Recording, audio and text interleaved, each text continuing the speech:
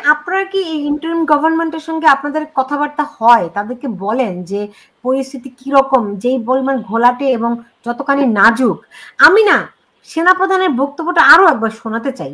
আমি 2 বার শুনিয়েছি, কিন্তু এর চেয়ে একজন সেনাপ্রধান আর কি বলতে পারেন? আমি আরেকবার শুনাই, কারণ তার কথাটা এত। আপনারা যদি নিজেদের মধ্যে ভেদাভেদ ভুলে একসাথে কাজ না করতে পারেন, নিজেরা যদি কাদা ছোড়াছুড়ি করেন, মারামারি কাটাকাটি করেন, এই দেশ এবং জাতির স্বাধীনতা সার্বভৌমত্ব বিপন্ন হবে। আমি আজকে বলে দিলাম, নাইলে আপনারা বলবেন যে আমি আপনাদের সতর্ক করিনি। আমি সতর্ক করে দিচ্ছি আপনাদের। আমার অন্য কোনো আকাঙ্ক্ষা নাই, আমার একটাই আকাঙ্ক্ষা, দেশ এবং জাতিটাকে একটা সুন্দর জায়গায় রেখে ছুটি করা। I had enough. Was last 7-8 months I had enough. জি, ফজলুর রহমান, দেখুন সেনাপ্রধান এর চেয়ে স্পষ্ট করে আর কিছু বলার ছিল তার? তিনি তো জানেন, আপনিও খুব সুন্দর করে বলেছেন যে তিনি শুধুমাত্র সেনাপ্রধান নন, তিনি অন্যদের মতামতগুলো উনি জানাচ্ছেন। এর চেয়ে স্পষ্ট করে তার বলার কিছু কিন্তু থাকে না, এবং তিনি কিন্তু 3 সপ্তাহ সময়ও দিয়েছেন। সেই বার্তা কি এখন কি আমরা এই ছেলেপেলের উপরকে দোষ দিবেন, নাকি এই ইন্টারিম গভর্নমেন্টকে দোষ দিবেন? তাদের তো যথেষ্ট বোঝার কথা যে সেনাপ্রধানের এই বক্তব্যের মূলে কি আছে। এই পোলাপান না হয় না বুঝলো। আমি খুব ক্লিয়ারলি আপনাকে বলি, সেনাপ্রধানের কথা আমি যেদিন শুনছি 25শে ফেব্রুয়ারি, আমার কাছে মনে হয়েছে এই কথাগুলো তো উনার বলার কথা ছিল, এই কথাগুলো তো বলার কথা ছিল রাজনৈতিক দলের নেতাদের। এবং সেই নেতা যাকে বলা হয় লাইট, আমি সবসময় বলি people is power, leader is light. সেই যে আলোকিত নেতৃত্ব, এটা তো বাংলাদেশের সর্বনাশ হয়ে গেছে। আলোকিত নেতৃত্ব নাই বলেই আজকে বাংলাদেশ অন্ধকারে নিমজ্জিত হয়েছে। কাজে আজকে সেনাপ্রধানকে আমাদের সেই আলোকিত পথ দেখাইতে হবে। যে কথাটা একজন মূল রাজনৈতিক নেতার, আলোকিত নেতার বলার কথা ছিল যে দেশ এই পথে চলুক, এবং আমরা যেটা সবাই একসাথে মেনে নেওয়ার কথা ছিল, আজকে সেনাবাহিনী আমাদেরকে সেই শিক্ষা দিতে হয় যে আপনারা যদি দলাদলি মারামারি বিভেদ করেন, তাহলে এই দেশের যে অবস্থা হবে স্বাধীনতার সার্বভৌমত্বের, আমাকে কিন্তু পরে দোষারোপ করবেন না। আমি তাকে অসংখ্য অভিনন্দন জানাই। আমি জানি না তার ভাগ্যে কি আছে, আমি আবারও বলি, আমি জানি না তার ভাগ্যে কি আছে, কিন্তু তার একদম তার যে রোলটা গত 7 মাস যাবত সেনাবাহিনীর প্রধানের রোলটা আমার কাছে মনে হয়েছে যে একটা জাতিকে বাঁচানোর জন্য একজন দায়িত্বশীল মানুষের যে ভূমিকা থাকা উচিত, সেই ভূমিকাটা উনি গত 7 মাস যাবত পালন করতেছেন। কিন্তু আমরা যারা ক্ষমতা পাইয়া মনে করছি হামকি হুনুরে, আমরা অবশ্য ক্ষমতা পাই না, হামকি হুনুরে যারা মনে করছি, এই দেশটা তো প্র্যাকটিক্যালি চালাইতেছে জামাতে ইসলাম। আমি এটা প্রতিদিন বলি, জামাতে ইসলাম অনেক ওই যে মিটিকুলাস, ওই যে ইউনূস সাহেবের সাথে আজকে আমার বলতে ইচ্ছা করে সবকিছুর সাথে ইউনূস সাহেব হয়তো বা জড়িত ছিলেন, এবং এটা আমার খুব কঠিন ভাবে বিশ্বাস করতে ইচ্ছা করে যে এই সবকিছুর সঙ্গে ইউনূস সাহেব জড়িত ছিলেন। এবং জামাতে ইসলাম তারাই সমস্ত প্রশাসন দখল করছে, সমস্ত ইনস্টিটিউশন দখল করছে, সব ব্যাংক, বিমা, ইন্স্যুরেন্স যা আছে দুনিয়াতে শিক্ষা প্রতিষ্ঠান দখল করিয়া আজকে তারা বলতে গেলে তো তারা ইলেক্টেড সরকারের মতো ক্ষমতায় না, রাষ্ট্রের তো ইন্টারিম গভর্নমেন্ট না, they are behaving like permanent government. এবং ওই যে জামাতে ইসলামের আমির, ইলেকশন দিলে যার 10% ভোট হবে না, 10টা সিট হবে না, সে আজকে বাংলাদেশ চালাচ্ছে। আর এই যে ছেলেপেলেরা, আমি ছেলেপেলেরা এখনো বললাম, প্রথমে কি বৈষম্য বিরোধী ছাত্র আন্দোলন, তারপরে আরো কি কি সমন্বয়, এখন আবার শুরু হয়েছে জাতীয় নাগরিক পার্টি। এই যে 3 নামে এখন চলছে যন্ত্রণা, ত্রিরত্নের যে যন্ত্রণা চলছে, এখনো কিন্তু সমন্বয়করা আছে, এখনো বৈষম্য বিরোধী ছাত্র আন্দোলন নেতারা আছে। এরা আবার সাসমাদদেরকে আবার গালাগালি করে, আবার এরা গেলে আবার জুতা পিটা করতে চায়। এই যে চলছে কামড়া কামড়ি মারামারি রাষ্ট্র ক্ষমতাটা নিয়ে, এর জন্য আজকে একটা অনিশ্চিত ভবিষ্যতের দিকে একটা জাতি চলে যাচ্ছে। 3টা জেনারেশনই যে আপনি বলেন যে বিশ্ববিদ্যালয়কে ঘেরাও করে রাখছে সেনাবাহিনী অস্ত্র উদ্ধারের জন্য, এই যে পুলিশের অস্ত্র, অন্যান্য অস্ত্র, এগুলো গেল কোথায়?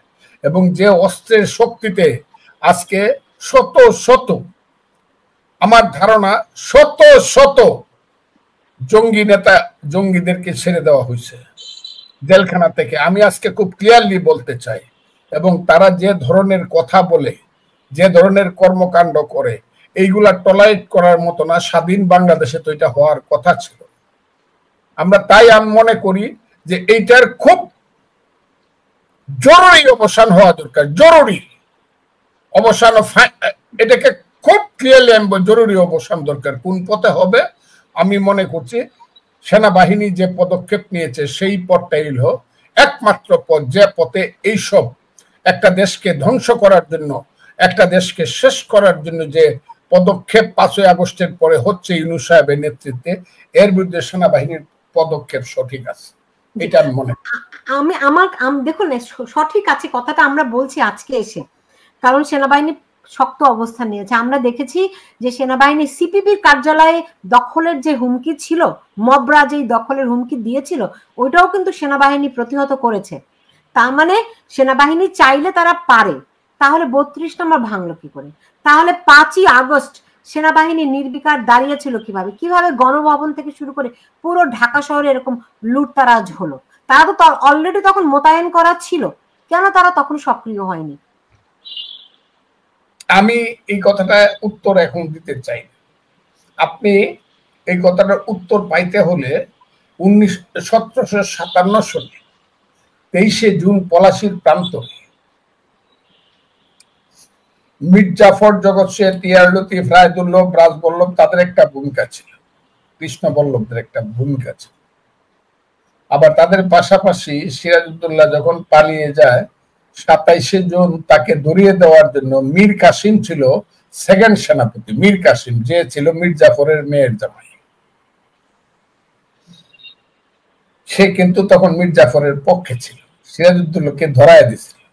কিন্তু কিছুদিন পরেই কিন্তু তার উপলব্ধির, মানুষ কিন্তু অনেক সময় দেখা যায় ইনস্ট্যান্ট অনেক ব্যাপার বুঝতে নাও পারে, যে ঘটনা কি আমি নিজেই বুঝি নাই। তো আমি ফজলুর রহমান আমার 61 বছরের রাজনৈতিক অভিজ্ঞতা দিয়ে বুঝতে পারি নাই যে 5ই আগস্টের যে পরিবর্তনটা হইলো, এটা পরবর্তী সময় কি পরিবর্তন হইলো, আমি কোনটার পক্ষে দাঁড়াইলাম। আমার কথাটা খুব বোঝার চেষ্টা, অনেকেই বুঝে নাই। কারণ এই ছেলেরা মানুষকে এত প্রতারিত করছে যে গান বাজেছে, পূর্ব দিগন্তে সূর্য উঠেছে রক্তলাল রক্তলাল, তীর হারাই ঢেউর সাগর পাড়ি দিব রে। পিছনে আবার দেখা গেছে বঙ্গবন্ধুর ভাষণও বাজাইছে, এবারের সংগ্রাম আমাদের মুক্তির সংগ্রাম, এবারের সংগ্রাম। মানুষ তো অনেক বেশি বিভ্রান্ত হয়েছে। এই যে বিভ্রান্তিটা সবাই ধরতে পারবে এটা আমি বিশ্বাস, আমি নিজে যেহেতু বিভ্রান্ত হয়েছি, যে আমার কাছে মনে হয়েছে মীর কাসিম, আপনাকে আবারও বলি, আপনি সমন্বয়কারী, আপনি অনেক বেশি বুঝেন। মীর কাসিমের ভূমিকাটা আপনি একবার দেখে নিয়েন ইতিহাসের পাতায়। শেষ পর্যন্ত কিন্তু মীর কাসিম যুদ্ধ করিয়া, ইংরেজের বিরুদ্ধে যুদ্ধ করিয়া পরে দিল্লির রাস্তায় পড়ে মারা গেছে না খাইয়া, দেশপ্রেমের পরিচয় দিয়ে। কাজেই একজন এক সময় হয়তো একটা ভুল হয়ে যেতে বা একটা হইতে পারে, কিন্তু আমার ধারণা আমরা সবাই আমরা বুঝতেই পারি নাই যে ইসলামী ছাত্র শিবির ছিল এই আন্দোলনের ভ্যানগার্ড। এরা পরে বলতেছে যে ইসলামী ছাত্র শিবির ছিল ভ্যানগার্ড। ইসলামী ছাত্র শিবির যে আন্দোলনের ভ্যানগার্ড, আল্লাহর দোয়াই লাগে, আল্লাহর কসম লাগে, আমি যদি 5ই আগস্টের পরে বুঝতাম, তাহলে একজনের সমর্থন অন্তত 5ই আগস্টে কম হইত। কিন্তু এটা তো এরা যে ভাবে জিনিসটাকে, যেমন তারা প্রথম শুরু করছে কি নিয়ে, ওটা বিরোধী আন্দোলন, একটা নির্দোষ আন্দোলন থেকে আস্তে আস্তে ধীরে ধীরে এক দফায় এক দাবি, শেখ হাসিনা কবে যাবি, এই আন্দোলনের দিকে নিয়ে গেছে। অনেকে এটা মনেই করতে পারে না যে হ্যাঁ শেখ হাসিনা তো যাওয়াই উচিত, কারণ শেখ হাসিনা তো 14 সনে আমাদের গণতান্ত্রিক অধিকার দেয় নাই, আমরা ভোট দিতে পারি নাই। 18 সনে আমরা ভোট দিতে পারি নাই। 24 নিশিরাইতের ইলেকশন হইলো, আর 24 সনে আমি আর দামির ইলেকশন হইলো। আমরা আমাদের সন্তানরা কোটি কোটি মানুষ ভোট থেকে, গণতান্ত্রিক অধিকার থেকে বঞ্চিত আছে। আপাতত শেখ হাসিনা যাক, এই কথাটার উপরে কিন্তু ঘটনাটা ঘটে গেল। কিন্তু এর পিছনে যে কি আছে, এর পিছনে যে জামাতের আমির একদম এইরকম গলা ফুলাইয়া কথা বলবে এই দেশে, এটা আমার চিন্তার মধ্যেই আসে নাই। আমি যদি বুঝতাম যে শেখ হাসিনা চলে গেলে পরে জামাত ইসলামের আমির হবে 1 নম্বর নেতা বাংলাদেশে, আমি 100 বার চিন্তা করতাম এই আন্দোলনে আমি যাব কি। আমি কথাটা খুব বোঝার চেষ্টা করি। একদম বুঝতে পারছি, কিন্তু আজকে আমরা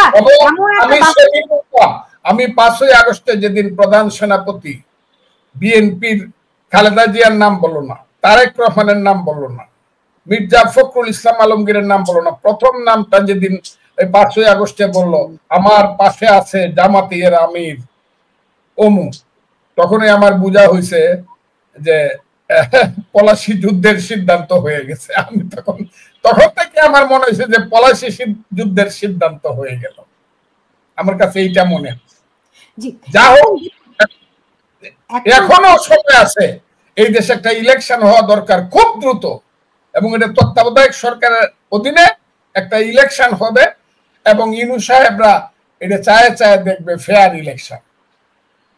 সেই ফেয়ার ইলেকশনের মাধ্যমে যে দল, এবং সেইখানে সমস্ত রাজনৈতিক দলের সুযোগ থাকা উচিত যাতে তারা অংশগ্রহণ করতে পারে। যদিও আমি মনে করি আগামী অনেক দিন আওয়ামী লীগ সঠিকভাবে এইসব ইলেকশনে অংশগ্রহণ করতে পারবে না, মানুষ নিজেই তাদেরকে